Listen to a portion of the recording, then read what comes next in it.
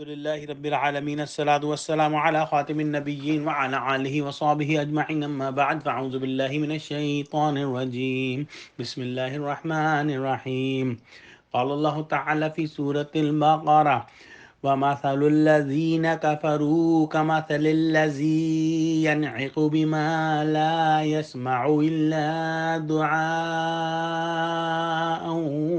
ونداء صم بكم عمي فهم لا يعقلون۔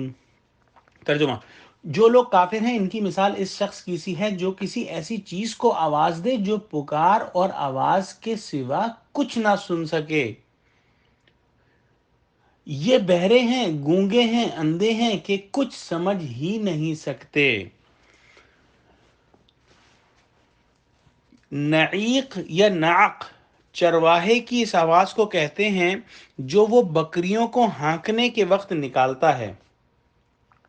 جس طرح جانور چرواہے کی آواز سنتے ہیں مگر سمجھتے نہیں، جو کچھ ان کو کہا جا رہا ہوتا ہے اس کا کوئی مفہوم جو ہے ان الفاظ کا نہیں ہوتا۔ اسی طرح کافر بھی آپ صلی اللہ علیہ وآلہ وسلم کے وعظ کو سنتے لیکن اس سے کوئی فائدہ حاصل نہیں کرتے، وہ تو صرف آپ کی آواز سن رہے تھے۔ اور کہا گیا ہے کہ اور اس میں کیا کہا گیا ہے اس کا معنی ان کی سمجھ میں نہیں آتا۔ ان کافروں کی مثال اللہ اور اس کے رسول کی طرف سے جو فہم ان کو دیا جا رہا ہے اس سے متعلق ان کی جو ہے عقل اور ان کی جو ہے فہم اس کے اندر کوئی بات نہیں جاتی۔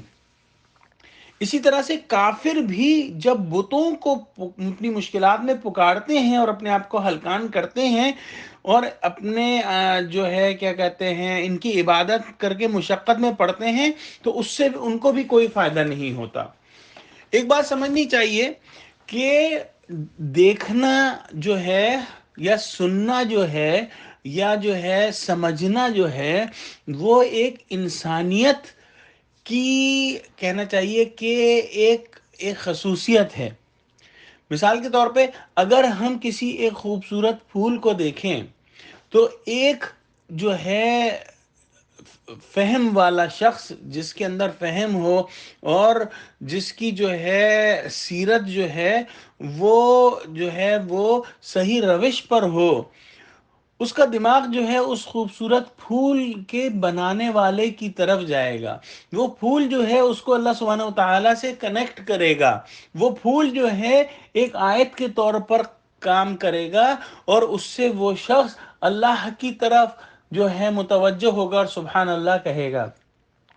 لیکن یہی پھول اگر کوئی جانور دیکھے گا تو وہ بھی اس کو دیکھے گا لیکن اس کے اندر جو ہے یہ خیالات اور یہ احساسات پیدا نہیں ہوں گے۔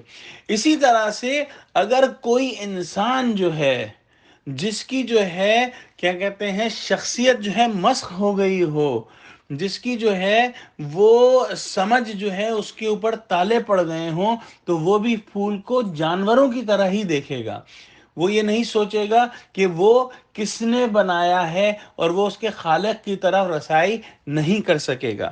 یہ کام انسان ہی کر سکے گا جس کا جو ہے سمجھ جو ہے وہ انٹیکٹ ہو، جس کی عقل جو ہے وہ انٹیکٹ ہو۔